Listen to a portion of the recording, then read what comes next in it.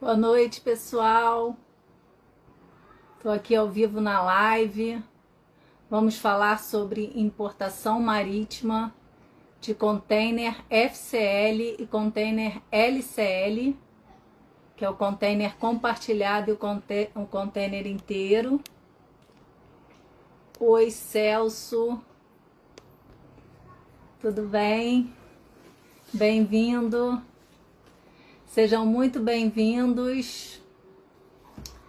Bom, eu não sou de atrasar, e em respeito a quem entrou no horário, eu vou começar a live em um minutinho. São 8h30. Celso, você pode me dizer, por favor, se está bom o áudio? Consegue dizer para mim aí, por favor? Dá um ok? Ou está bom? Escreve para mim.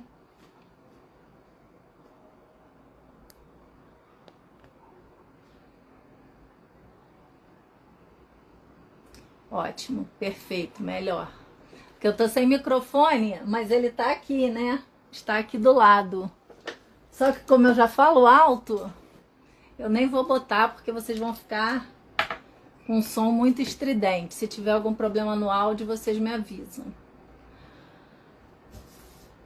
Bom, eu vou começar a contextualizar sobre a importação marítima.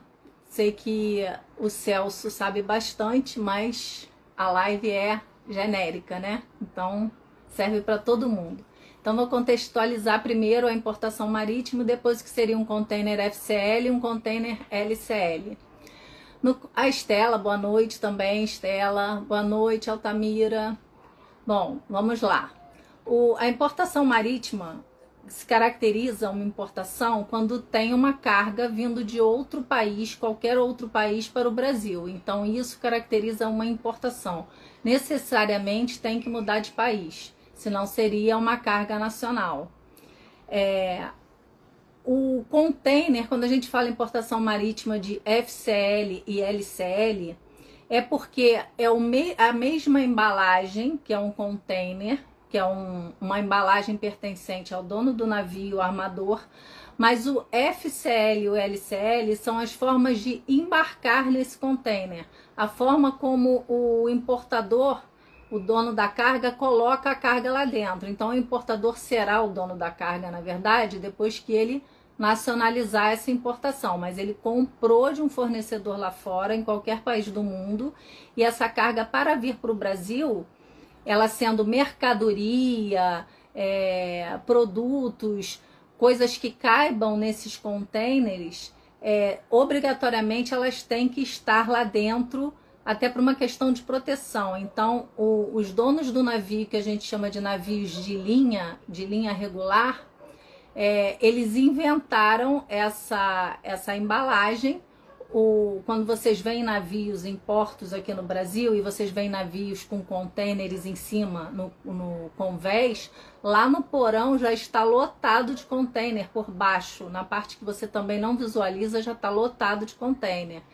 E essa padronização do container foi muito importante para o desenvolvimento, né, do comércio internacional, para otimizar ao máximo o espaço. Esses containers vêm sempre lotados de carga. Bom, os containers, eles, nesse tipo de navio de linha, que é o que eu vou falar aqui, que é o mais procurado, né? São esses navios todos de container e não de cargas soltas. Eles tem vários tamanhos diferentes. Então existem containers de 20 pés, containers de 40 pés e containers de 40 high cube, HC, que são um pouco mais altos. Pode ter também um container reefer, que é para carga refrigerada. E esses containers são de propriedade do armador, na grande maioria das vezes, quase sempre. A exceção é quando o cliente, o importador, já tem um container. Quando que o importador tem um container? Quando ele, primeiro, já é um importador habitual. Segundo, para ele chegar a comprar um container, é porque vai ter algum problema, digamos assim, na carga dele que vale a pena esse investimento. Então, por exemplo, quem importa a carga perigosa costuma ter o próprio container, tá? Quem importa a carga perigosa, porque aquilo precisa ser lavado, tem várias questões ali, acaba saindo muito caro ele não ter o container ou não alugar o próprio container, e é isso que muitas vezes ele faz. Mas de forma geral, é uma embalagem do armador que é emprestada para o importador ou para o agente de carga, é emprestada para que coloque a carga lá dentro, fique protegida, e depois esse container deve ser devolvido num depósito do armador. O armador, seja ele de onde for, de qualquer lugar do mundo, e aí temos armadores do Japão, armador da China, armador de Taiwan, armador da França. Então temos vários armadores, os donos desses navios, e não necessariamente eles só atracam portos do país deles, né? Não tem nada a ver, tá? O armador pode ser França e fazer a Europa toda, logicamente. Fazer várias rotas diferentes. Então, não é porque o dono do navio é daquele país que essa rota que ele vai escalar, essas escalas vão ficar engessadas. Mas sim, navios de linha são escalas fixas. Então, um navio determinado, ele vai sempre fazer aquelas escalas, ele vai estar sempre rodando ali. Então, ele vem na importação e ele volta na exportação. Ele vem na importação e ele volta na exportação. Porque os navios só param para, que a gente chama de dry docking, né? O navio vai ser pintado, o navio vai para reforma, acontece alguma coisa que tem que parar, como se fosse no mecânico de carro, mas de forma geral ele está rodando nos portos para poder fazer dinheiro, porque a função dele é fazer dinheiro com esse frete dessas cargas. Bom, voltando para as questões dos containers. Você, importador, como que você vai escolher o container para botar a sua carga? Na verdade, você não vai.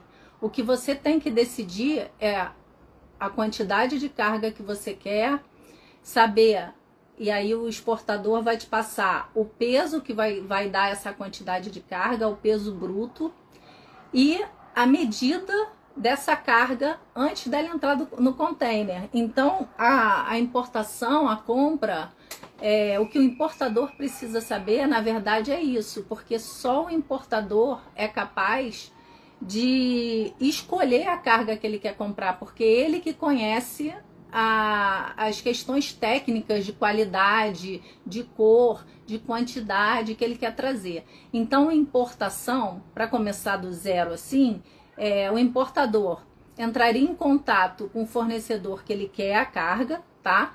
Então ele entra num Alibaba, ele vai numa feira de eventos, de feira internacional, tem a de Canton Fair muito famosa na China, e ele ali, ou dentro de uma plataforma, tanto pode ser numa plataforma de e-commerce, como pode ser numa feira, como pode ser indicação de amigo, como pode ser uma plataforma só da loja, que o exportador tem da loja dele, não está dentro de uma Amazon, não está dentro de um Alibaba, é só da loja dele. Todos esses locais são possíveis de o importador encontrar fornecedor para o que ele quer, para a mercadoria. Então ele decidiu a mercadoria que ele quer. E na quantidade, considerou que aquele preço está ok, beleza. Aí o que vai acontecer? O importador quer decidir o que quer importar. Quando ele passa para o despachante aduaneiro a quantidade que ele quer importar, quando ele tem isso, o exportador já pode emitir um documento chamado fatura pro forma, que é o rascunho do que será a fatura futura, ou seja, o documento oficial depois que as alfândegas vão pedir. E nesse momento que ele já tem essa carga, que já é possível fazer cálculos e tal, é o momento onde nós, despachantes aduaneiros, vamos pedir para o exportador, a gente entra no circuito e vai pedir para o exportador para que ele dê uma ideia, por exemplo, de peso dessa carga, de dimensão dessa carga, porque só com essas informações a gente é capaz de poder cotar frete e saber se o container da importação vai ser usar um container inteiro ou vai usar parte. Logicamente que a parte é o LCL. O container LCL é quando o importador no Brasil não tem quantidade suficiente ou medida suficiente, dimensão de carga suficiente para ocupar um container inteiro. Então ele ocupa parte desse container. Eu gosto de dar o exemplo com essa caixinha que eu tenho aqui, ó, que eu já dei exemplo lá na outra live, na primeira live sobre LCL. Quem quiser uma coisa muito detalhada sobre LCL, depois assiste essa primeira live que tá aí no Instagram, tá? Essa agora eu vou fazer mais uma espécie de comparativo com relação a um modelo e outro modelo, ou seja, container cheio e container parte. Então, isso aqui é a embalagem do armador, é um container. Eles vão todos empilhadinhos nos navios. Eu acredito que todo mundo que está aqui, Tiago, Leonardo, Estela, Celso, Altamira, que eu vi aí, deixa eu ver se tem mais alguém. Tá. Esse pessoal aí já viu passando, né? Já viu o porto e já viu passando aqueles navios cheios de container empilhados. Então, são várias caixinhas iguais, retangulares, que a carga entra dentro e vai empilhando lá no navio e só sai na hora que o navio chega no porto de destino. Então, entra no porto de origem, onde foi embarcada, em qualquer lugar do mundo, e vem para o Brasil e só vai descer esse container de lá quando chegar no destino que aqui no caso é o Brasil, na importação. E o container FCL quer dizer o seguinte, que essas 4 bolinhas de gude, essas 4 cargas que estão aqui, são de uma mesma pessoa, de um mesmo importador. Isso é o FCL, Full Container Load, quer dizer que ocupa o container todo. Quando cada bolinha dessa daqui, cada carga pertence a um recebedor diferente, que vai ser um importador diferente, aí esse container é LCL. Então, o que diferencia um container FCL de LCL é isso. O importador vai ficar com o container toda a carga que está lá dentro é dele, quando abrir o container é tudo dele, então é FCL, Full Container Load. Abriu o container e nem tudo é dele, então é LCL, simples como isso.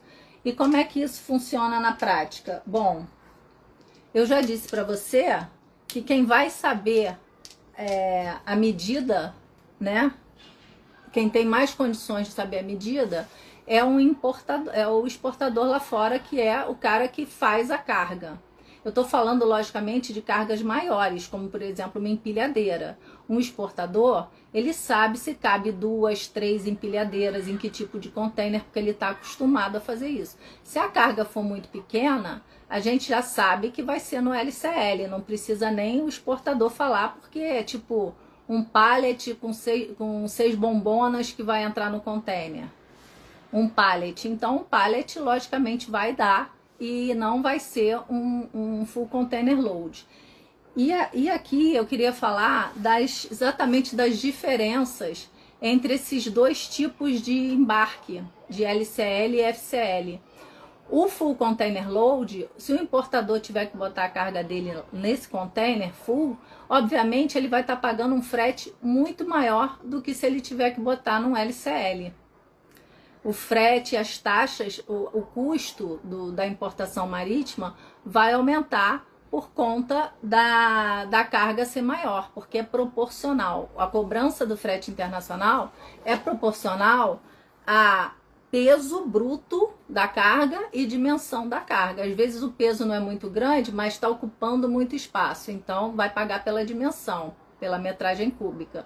Se a carga é muito pesada, mas não tem muita dimensão, vai pagar pelo peso, é o que dá mais. Então é assim que funciona. Outra coisa também que acontece é o seguinte, pode haver custo de armazenagem mais alto para você que colocou a carga dentro de um LCL. Por quê? Porque quando é LCL, quando é container compartilhado, que as pessoas também chamam muito por esse nome, container compartilhado, com outros importadores, Não dá para você tirar a sua carga, você importador, tirar a carga na hora que você quer. O container não é todo seu. Você tem que esperar o agente de carga que contratou aquele frete tirar essa carga e separar o seu lote lá no porto. Então veio para um porto de destino no Brasil, Vitória, Santos, Rio de Janeiro, não importa, mas veio para cá. Primeira coisa, esse container compartilhado, todos esses importadores pediram para que a carga descesse no Rio de Janeiro, ou todos pediram que descesse em Vitória. Não tem como misturar essas cargas. Não dá para ter um recebedor de Vitória e um recebedor do Rio de Janeiro num container compartilhado. Tem que ser mesmo destino, tá? Não dá para ser assim.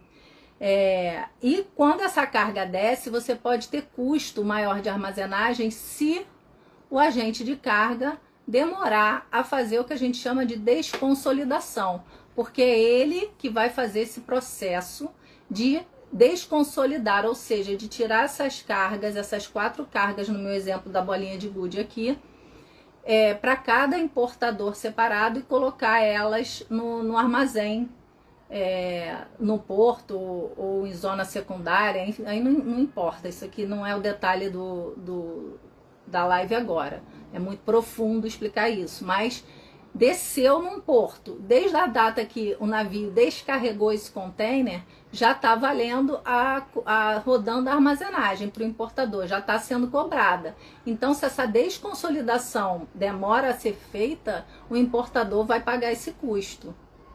Não tem como, tudo é custo do importador, ele vai pagar, tá? Então, isso é um diferencial também. Então, como eu falei para vocês, valores mais caros se for FCL, porque está ocupando mais do container e não está ocupando parte. Pode ter custo de armazenagem sendo LCL, tá? Porque se a desconsolidação demorar, consequentemente já correu um período de 7 dias da carga lá no porto. E já vai, por exemplo, se o cara demora 4 dias para desconsolidar, se acontece alguma coisa, já são 4 dias perdidos que o despachante nem começou a trabalhar na carga. Então, isso é um diferencial. Mas um diferencial também que tem do FCL para o LCL é o seguinte: quando o importador é FCL, ele é obrigado, é responsabilidade dele devolver esse container no armazém do armador. O armador tem armazéns pelos portos, próximo aos portos, que ele aluga aquele espaço para que o container vazio dele fique lá. Então, o container da Larissa, a Larissa pegou um container inteiro, um full container, que desceu no porto do Rio de Janeiro, e a Larissa tem obrigação, como o container é todo emprestado para ela tem obrigação de devolver esse container no armazém do armador, vazio, depois que ela tira a carga dela lá de dentro, porque isso é um empréstimo de embalagem, isso não é dado. Isso tem um prazo para acontecer. Então, sempre que o container está com o importador FCL, o despachante logicamente vai correr igual um louco, como sempre, para poder desembaraçar essa carga o mais rápido possível, para entregar esse container vazio no depósito do armador, que fica normalmente próximo ao porto. E essa devolução, logicamente, é controlada, tem um papel na entrada desse armazém, desse depósito de vazio, que é dito lá a hora e o dia que foi devolvido, existe um controle para que não seja, de preferência, cobrada essa demurge. É um outro custo que pode acontecer. Já no LCL, que você pegou parte desse container, você não tem que se preocupar com demurge. Por que você não tem que se preocupar com demurge? Porque o container não é todo seu. Ele está em nome do agente de carga que pegou esses 4 importadores e colocou a carga aqui dentro. Então, esse container não está sobre sua responsabilidade. Tem carga de mais 3 pessoas lá dentro. Nisso que tem carga de mais 3 pessoas lá dentro, quem é responsável por esse container LCL é o agente de carga. A devolução está por conta do agente de carga. E o que o agente de carga faz? Mal ele tirou essas cargas lá de dentro no porto, cada um com seu recebedor lá esperando o despachante vir fazer o desembaraço, ele já pega esse container vazio e já devolve para o armador. Se acontecer alguma coisa de ter custo de demurge, o problema é do agente de carga, não é do importador no LCL. Então são 3 diferenças assim que eu queria passar para vocês, que são essas. A quantidade e peso que tem que ser decidida, e é decidida pelo importador o que ele quer trazer, mas o exportador ajuda a nos explicar que dimensão que tem, que peso bruto que tem, porque vai ser embalado, vai ter um peso bruto. A questão do valor da demurge, a questão da armazenagem. Então são os diferenciais que eu queria colocar para vocês, tá? E depois o processo de importação corre normal. A embalagem é o container, não pertence ao importador, vai ser devolvida e beleza. No LCL, o agente de carga sempre devolve o container no início do processo, porque ele tem que tirar a carga lá de dentro, que a gente chama de desova, para poder liberar os lotes de cada importador que vai fazer seus processos de importação separadamente.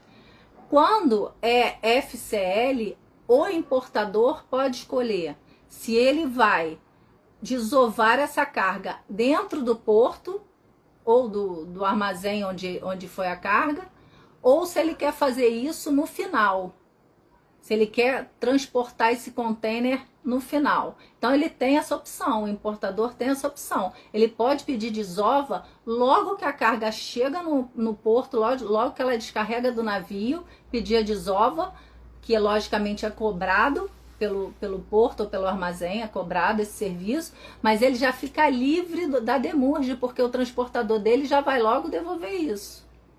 Ou não, ou ele opta por fazer o processo de importação normalmente, dando canal verde, não vai abrir container para nada, vai liberar automaticamente, e ele pega esse container no desembaraço e já leva direto, desova na empresa dele, desova na empresa importadora e dá para o transportador devolver o vazio. Então existem essas 2 possibilidades para vocês saberem, tá? Alguém quer fazer alguma pergunta, por favor? Que eu prometi que eu ia tirar as dúvidas, então já dando essa ideia inicial aqui, eu já abro para vocês fazerem as perguntas. Deixa eu ver aqui, é tão ruim de arrastar, mas alguém quer perguntar alguma coisa? Boa noite, Leonardo, já dei boa noite. Tiago, não dei boa noite ainda. Peraí. Peraí, gente, que tá escorregando. Anderson, oi Anderson. Tudo bem, Anderson? Vladimir. Ricardo, não sei se eu já falei com você, Celso já falei, tudo bem? Boa noite a todos, prazer em tê-los aqui, alguns eu conheço, até o Ricardo da Receita, uma responsabilidade, hein, Ricardo? Não posso falar besteira aqui não, que depois tu puxa minha orelha, né? Celso idem. Tem algum valor mínimo para importação em container ou peso? Boa pergunta. Do Anderson. Anderson, é o seguinte, valor mínimo não tem, e peso, olha, hoje em dia o pessoal tá fazendo tudo no container compartilhado. Antigamente assim há pouco tempo, tá? Não era tão antigamente assim não. O armador só aceitava 1 metro cúbico de carga. Era o mínimo que o armador transportava, tá? E detalhe, despachante, importador não fala com o armador, armador só fala com agente de carga. Então a gente contrata todos os players, a gente é o maestro da orquestra, né? Então a gente contrata todos os players, fala com todo mundo, resolve toda a logística internacional, mas a gente cota agentes de carga para ver esses fretes, qual que fica mais barato, qual que fica melhor. Então, assim, respondendo a sua pergunta, não tem hoje mínimo. Mas, assim, se for muito pouco, não vale a pena, porque você vai pagar tanta taxinha. Tipo, eu já vi trazer, nós já fizemos na empresa, 150 quilos de carga, 160 quilos de carga em frete marítimo LCL, né? Ou importação formal, que é o que a gente chama de importação formal. Mas eu não acho que compensa. Mas o cliente, o importador, ele queria entrar nesse mundo de importação formal. Então, se ele quer entrar nesse mundo de importação formal, tem que meter as caras. Ele queria migrar da compra internacional, que o leigo chama de importação simplificada, para a importação formal, com fechamento de câmbio, enfim, navio. Ele quer crescer, então ele quis fazer um projeto piloto. Ele fez com pouca quantidade e o agente de carga aceitou, entendeu? Porque hoje em dia tá muito essa coisa de e-commerce, o pessoal do e-commerce se metendo muito na importação, fazendo muita coisa. Então o pessoal fica sempre querendo migrar daquela compra internacional para a importação formal. Então, 1 metro cúbico de carga é a praxe, é o que dizem que é normal, mas eu já vi aceitarem muito menos, tá? Ouvi falar sobre do INPE. Pode explicar, por favor? Posso. Não tem muito a ver com o assunto. Quer dizer, do INPE na importação, eu posso logicamente, eu vou te explicar. Mas assim, a do INPE é uma declaração, tá? A Receita Federal para saber a importação, para entender o que está vindo, tem um documento que meio que resume tudo que está acontecendo na importação, tá? Então, tem vários documentos de importação. Os básicos são conhecimento de embarque, fatura comercial e packing list. É o mínimo para fazer uma importação, esses 3 documentos. Mas para compilar essas informações, a Receita Federal pede sempre uma declaração de importação. Até então, era feita no Siscomex e o nome dela era DI. Ou você fazia DI ou você fazia DSI, que é a Declaração Simplificada de Importação. Esquece compra internacional nesse momento, tá? Vai fazer essas duas. Com o advento das reformulações que eles fizeram, de acordo com a Organização Mundial do Comércio que pede e tal, eles mudaram o sistema. Hoje estamos entrando no Portal Único, fazendo várias coisas já dentro do Portal Único para a Receita Federal, e está exatamente nesse período de migração entre a do INPE, a ADI antiga, que era a Declaração de Importação, e a do INPE. Então, a do INPE vai substituir a DI em algumas modalidades de importação, em alguns benefícios fiscais, porque aí é uma gama de coisa que não vai dar para falar aqui, porque cada assunto é uma live diferente. Mas assim, basicamente a do INPE substitui a antiga DI. A DI ainda está em vigor em algumas situações de importação, mas tudo vai migrar para a DI, do INPE, e a DI vai acabar, tá? Então essa é a grande diferença. Oi Adriana, oi Júnior, oi Fernanda, Hilton, não tinha dado boa noite para vocês ainda. Deixa eu ver se tem mais alguma pergunta aqui. E quanto a seguro de carga? A do INPE já expliquei para você, né, Vladimir? Tá satisfeito com a explicação? Bota aí para mim. Era essa a tua dúvida? Seguro. Agora do Celso, que é o seguro. Celso, o seguro de carga é opcional, o importador faz se quiser, não é obrigatório, tá? Não é obrigatório o seguro. Seguro é aquela coisa, quando você tem problema, você acha que é a melhor coisa do mundo, até então você acha que tá jogando dinheiro fora, entendeu? Se você falar com o corretor de câmbio, ele vai dizer faz seguro. Agora tem importador que tá contando o tostão. Como é que o cara vai pagar seguro se o seguro for alto? Uma coisa é um seguro de $50, mas tem seguros que são caros.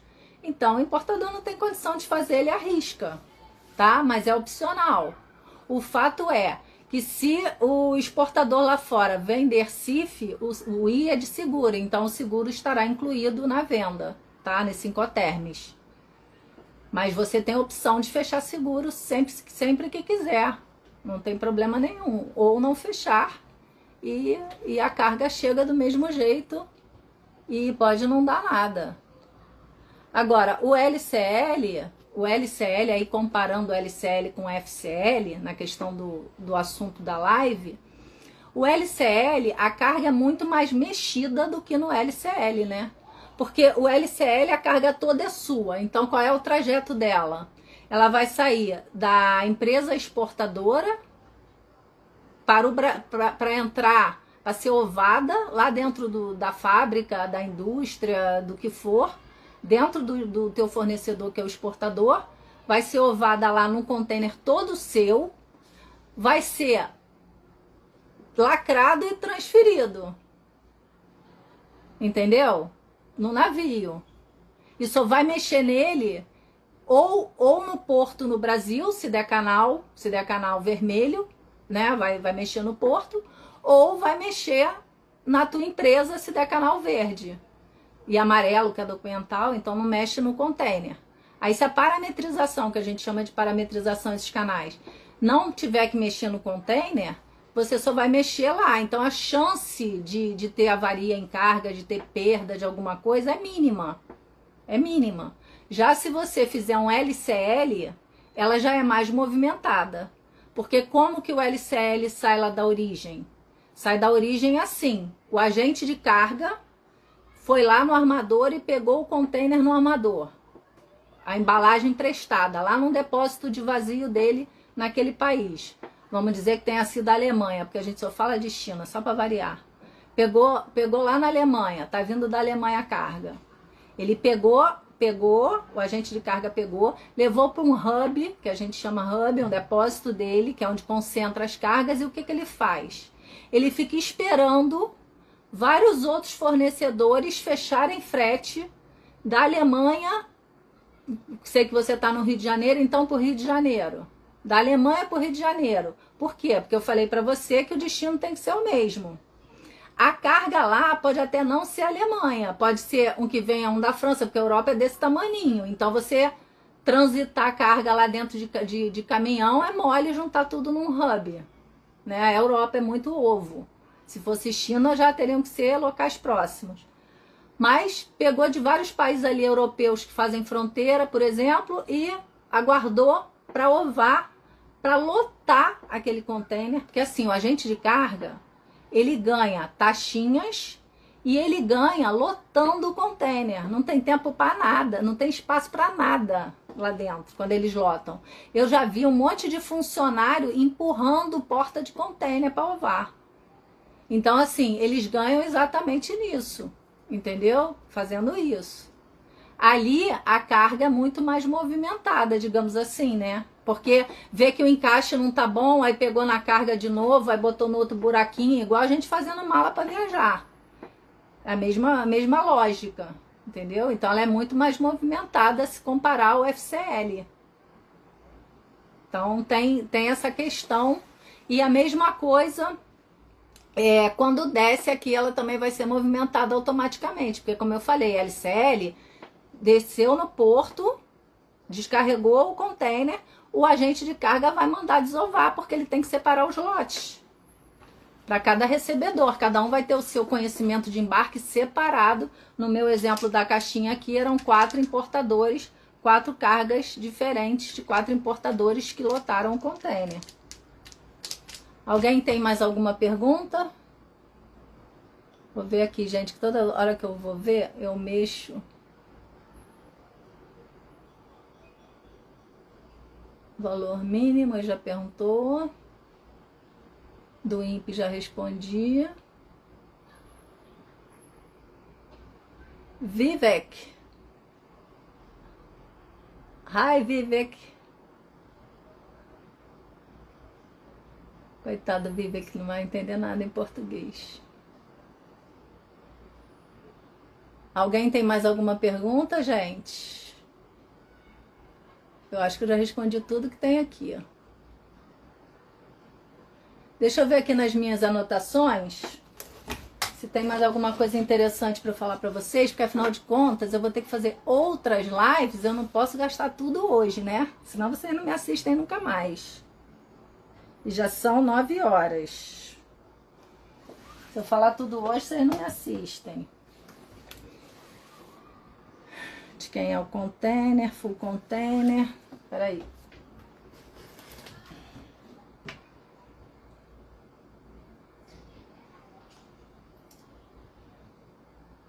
Ah, posso contar um case para vocês. Posso contar um case e de repente ajuda. Daqui a pouco eu vou olhar se tem mais mensagem aqui. Coloquem aí para mim, gente, se vocês estão me ouvindo bem ainda, por favor. Bota bom, se tiverem me ouvindo bem, bota bom.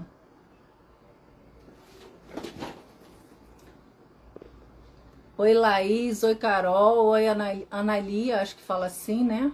Ana.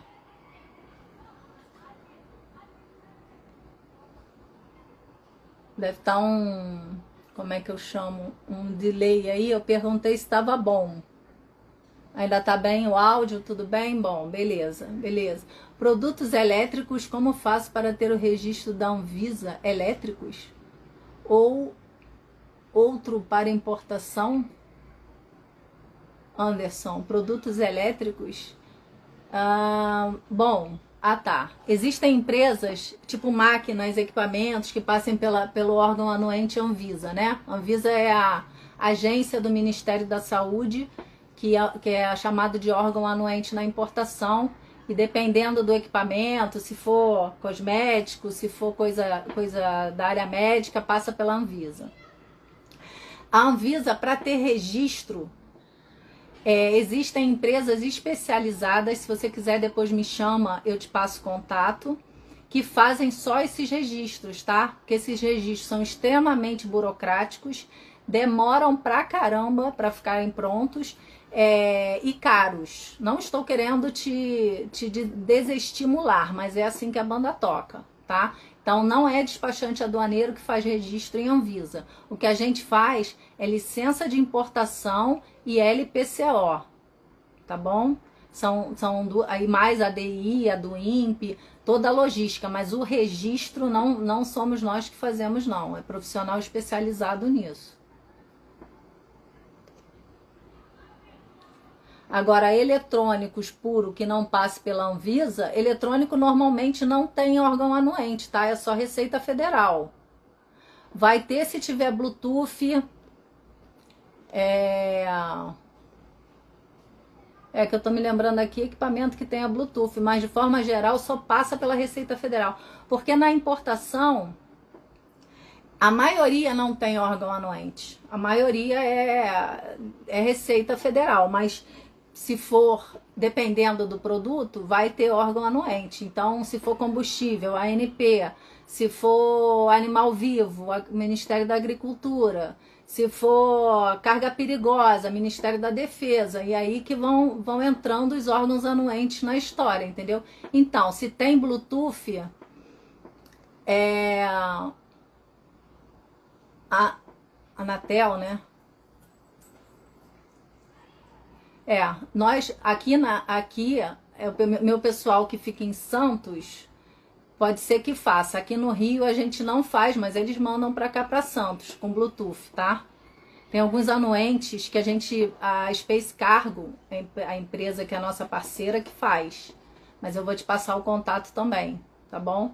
Mas aí não tem a ver com a Anvisa, não. Esse de Bluetooth aí que você tá falando, eu acredito que era só eletrônico, né? Bluetooth precisa de anuência. Controle remoto, Anatel, eu falei errado. Arlen, não sei o que é. Alarme, tá. Alarme de controle remoto. Sim. Então tem órgão anuente, Bluetooth, tá? É assim, deixa eu explicar uma coisa para vocês também que é muito importante. É muita mercadoria, tá? O que a gente chama de classificação fiscal, o Lomba pode até, não sei se ele ainda está aí na live, mas pode até puxar minha orelha, mas ele sabe que chama de classificação fiscal, porque o nome é NCM, tá? A NCM da mercadoria, que é onde a gente cataloga a mercadoria, né? Onde a gente insere ela, a gente vê a descrição dela, para que ela serve, de que material ela é feito e coloca nessa classificação fiscal que é chamada no Brasil de NCM. A gente não sabe de cabeça tudo, óbvio que a gente não sabe. A gente costuma saber os capítulos, que são os 2 primeiros números dessas NCMs, quando a gente trabalha com elas. Entendeu? Então, 39, capítulo 39, 84, máquina, 10 é o trigo, 40 é a borracha. Algumas coisas a gente sabe de cabeça porque a gente está sempre mexendo. Mas a gente não sabe toda a tabela, toda a classificação fiscal de tudo. O cliente passa, o exportador lá fora passa o que a gente chama de HS Code, e aí a gente classifica, vê se está de acordo com a NCM aqui. Até porque não somos engenheiros, não somos químicos, não temos entendimento profundo de têxtil. Quem sabe mais da mercadoria é quem vende. Tá? Quem vende é que tem que dizer onde que ela se classifica. Aí, em cima do que o exportador disser, é que a gente faz a adequação para a NCM no Brasil. Porque quem conhece profundamente a carga é quem está vendendo. E quem conhece em segundo lugar profundamente é quem está comprando. Ou deveria ser, né? Se não conhece, deveria, entendeu? Seguro. Boa noite. Alguém mais tem alguma pergunta, gente? Falou mínimo, já respondi tudo aqui. Tô olhando aqui para ver se tem, tá? Lomba, tem alguma pergunta? Celso? Esses aí vão me deixar na saia justa não, hein? Só um minutinho, gente. Tô morrendo de sede.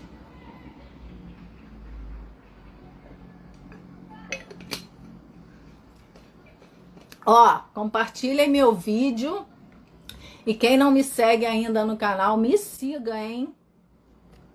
Ouviram? Me sigam e compartilhem com quem vocês acham que pode gostar. Vai ficar aí no Instagram, no Rios.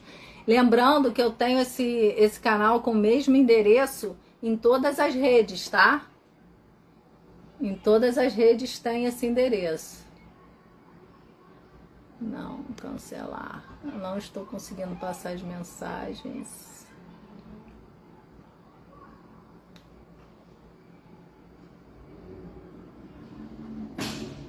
É isso, gente. Eu vou ver aqui de novo, já que vocês estão um pouco falantes, não estão falando quase nada.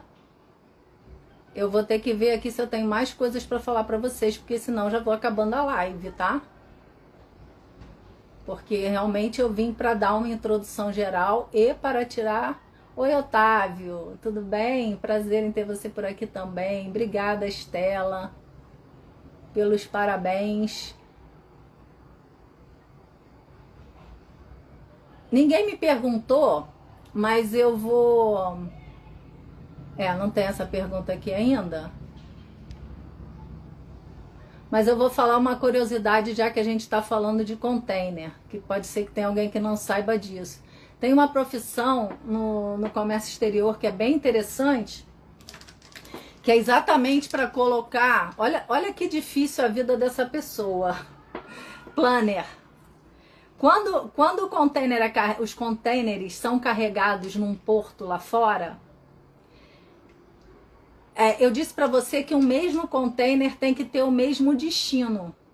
Mas os containers que estão no navio têm destinos diferentes. E por que eles têm destinos diferentes? Porque esse o navio que carrega esses containers são navios que a gente chama de linha, regulares, navio de linha.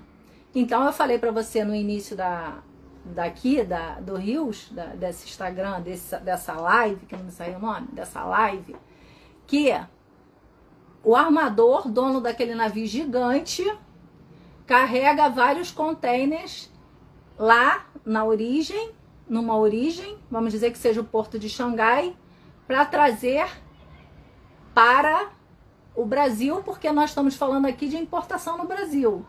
Mas só que esse navio, quando sai de Xangai, ele vem escalando vários portos, afinal de contas ele é um navio de linha e ele faz sempre aquela rota fixa com aqueles portos. Antes de chegar no Brasil, tem que descer alguns containers nesses outros portos, certo? Os contêineres vão descendo nos portos. E como escala muitos portos, o que esse planner faz? Ele calcula exatamente para descerem contêineres aqui, depois contêineres aqui, uma quantidade X nesse porto, um mesmo porto, um pouco aqui, porque senão o navio tomba. Então o cara faz exatamente isso, um planner, para deixar o navio equilibrado. Então no mesmo porto tem que descer navio de forma que aquilo fique igual uma caixa de ovo, que a gente não pode tirar o ovo só de um canto, tem que começar a juntar ele no meio quando o ovo vai acabando. É a mesma coisa. O container tem que ser muito bem colocado, toda aquela arrumação dentro do navio, para que não tenha, primeiro, muita movimentação desses containers, porque fica um em cima do outro, senão seria custo para o armador se movimentar isso na hora que desce do porto, e ao mesmo tempo não ter dano no navio, entendeu? Deixa eu ver aqui, gente, se tem mais alguma pergunta. Façam perguntas, aproveitem a oportunidade.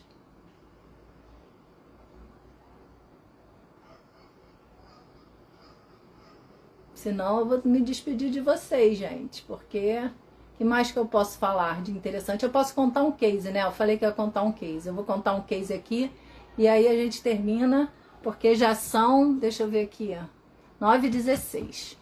Então eu vou contar um case que me aconteceu recentemente com importação de cliente de 2 empilhadeiras. O cliente queria trazer 2 empilhadeiras e ele não sabia nada de importação. Simplesmente ele escolheu o equipamento dentro das características lá que ele queria e achou esse fornecedor no Alibaba e começou a conversar com o fornecedor no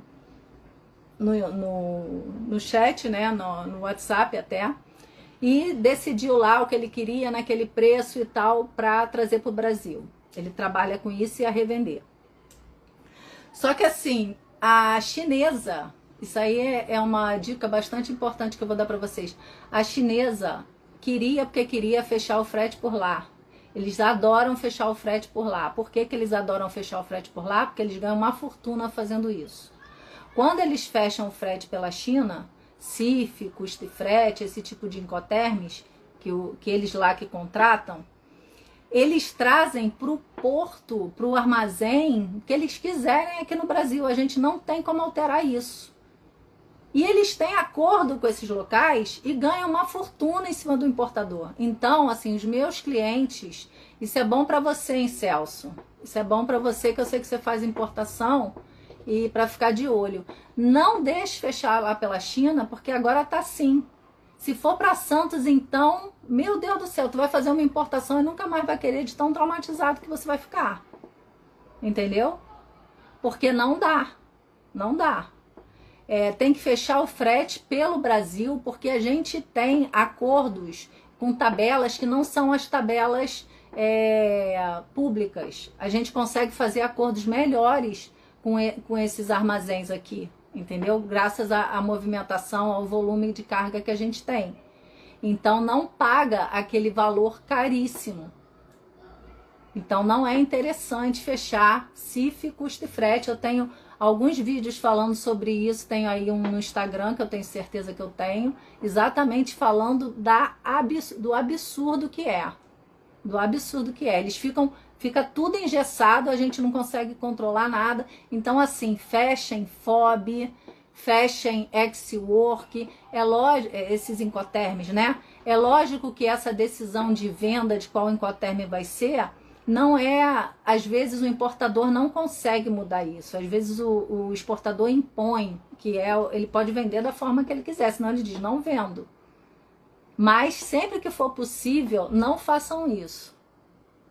Tá? Não façam isso, porque não está valendo a pena. Não está valendo a pena que a China feche lá a carga lá por fora. Você procura o seu despachante aduaneiro aqui no Brasil, ele fecha, pega o normal. O Otávio sabe disso, que o Otávio também é da área. A gente costuma fazer 3 cotações 3 cotações para ver preços diferentes e pegar o menor para você. A gente não vai fazer 10 porque a gente não tem esse tempo. Teria que te cobrar muito para ficar trabalhando nesse nível, entendeu? Não dá, porque já é muita coisa na logística internacional. A importação é uma logística lá fora e aqui dentro, né? Então é muita coisa para fazer. Mas 3 cotações é a praxe das empresas. Fazer 3 cotações, pega a melhor, levando em consideração também, lógico, o tempo que você tem para receber essa carga, porque às vezes, dependendo das escalas, transit time, isso é tempo de trânsito do navio, então isso tem diferença.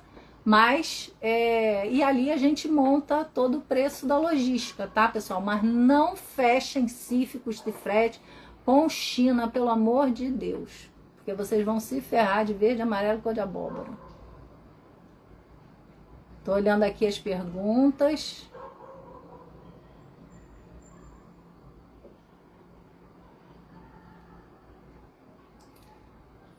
Controle remoto. Mais alguém? Otávio, tem alguma pergunta, Otávio? Hein? Obrigada, Anderson. O que acontece se o produto chegar com defeito? Boa. Olha, pergunta muito boa essa, hein? Se chegar com defeito, é o seguinte. Antigamente, era possível devolver pro exportador, né? Então, fazia-se uma exportação lá para fora, mandando essa carga de volta. E a Receita Federal, na vinda, no retorno, não cobrava imposto. Só que isso mudou. Isso mudou. E mais, tem uma outra coisa que impede de fazer isso, que é o preço do frete. Mesmo que a Receita Federal não estivesse cobrando imposto na volta, que antigamente era assim, ó, mercadoria está com defeito, isso aqui veio quebrado, isso aqui veio quebrado, isso aqui não que é o container, vocês vão confundir macarrão com macaquinho. Comprei um monte de mouse e veio quebrado. O que fazia? Frete não era muito caro. Comprei quase que um container de mouse quebrado, devolvia para a origem e consertava e mandava outro. Beleza, isso foi passado, não é mais possível fazer por todas essas questões. Frete caríssimo, depois vão ir no frete de volta, frete para ir, frete para voltar, esquece, tá? Qual a outra opção? O seguro que o Celso comentou.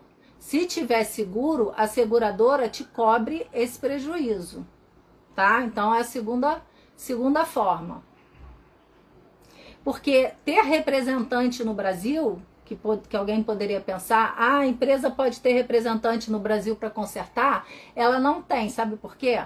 Porque se ela tivesse representante no Brasil, ela não ia te deixar importar, ela ia querer que você comprasse no representante dela. Então, se ela está te exportando algo, é porque ela não tem representante no Brasil, certo? Por isso que quando chega com defeito, é a questão do seguro. Aí o seguro resolve para você. Você pode não ter a mercadoria de volta, mas você vai ter o dinheiro dela para comprar de novo. Pelo menos a mercadoria, né?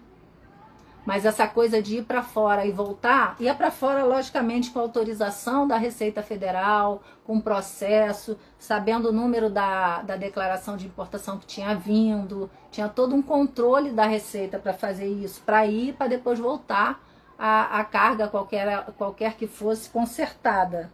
Às vezes uma máquina caríssima, sabe? Mas hoje em dia vale a pena você pagar a vinda de um técnico do exterior para cá, ficando em um hotel, do que ter que fazer toda essa logística de ida e volta, tá?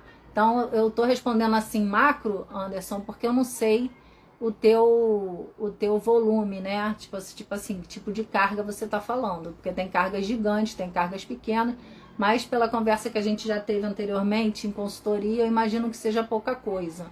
E a pouca coisa o que protege é o seguro, tá? Porque as grandes, tudo hoje para ir para voltar seria uma fortuna. Então o que protege é... E outra coisa que você pode fazer também é evitar que tenha defeito. E como é que você evita que tenha defeito?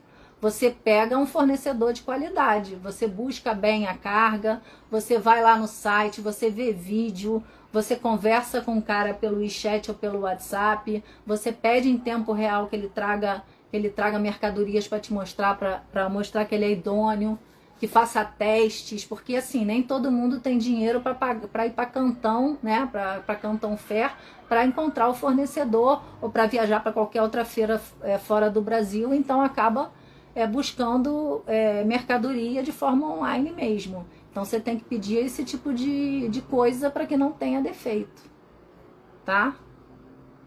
É isso. Obrigada pelos parabéns aí, pessoal. Vou só dar mais uma passada de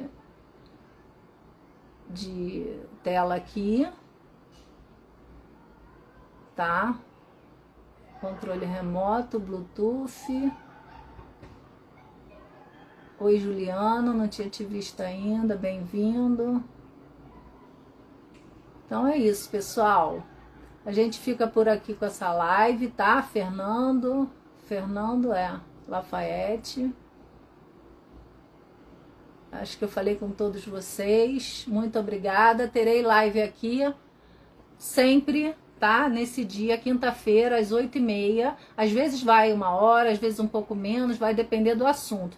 Mas tragam as dúvidas de vocês, que eu vou tentar esclarecer o máximo que eu puder.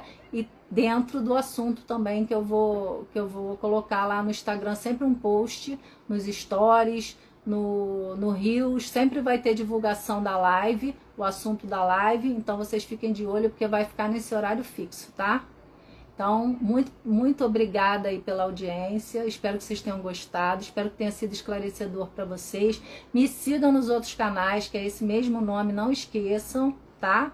Pra gente continuar fazendo esse trabalho, porque vocês sabem que nada é de graça e essa divulgação custa dinheiro pra gente também. Então, muito obrigada por prestigiarem, por estarem aqui até agora. Boa noite para todo mundo. Um beijo.